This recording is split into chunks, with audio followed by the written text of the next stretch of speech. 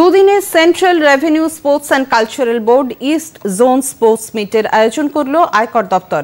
উদ্যোগে principal chief commissioner of income tax Paschimbanga ও সিকিম বিভাগ।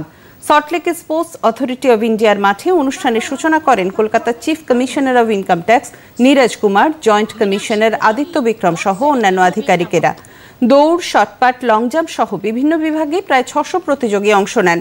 খেলার প্রসারে প্রধানমন্ত্রী নরেন্দ্র মোদীর নেতৃত্বে কেন্দ্রের বিশেষ উদ্যোগের প্রশংসা করেন আধিকারিকরা।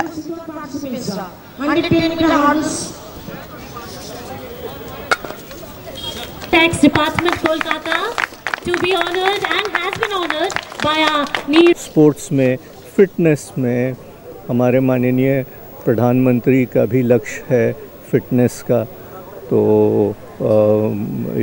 ये फिटनेस का एक टेस्ट है और इस फिटनेस के टेस्ट में हम जितने ही उत्तीर्ण होते जाएंगे उतनी ही हम हमारी जो एक आपसी संबंध है, फ्रेंडशिप की, हेल्थ की, ये सब गहरी होती जाएगी।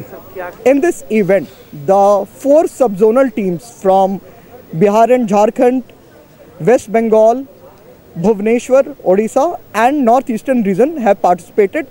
More than 600 participants are participating in various events. There are more than 18 different sports, team sports, including athletics, swimming and other events.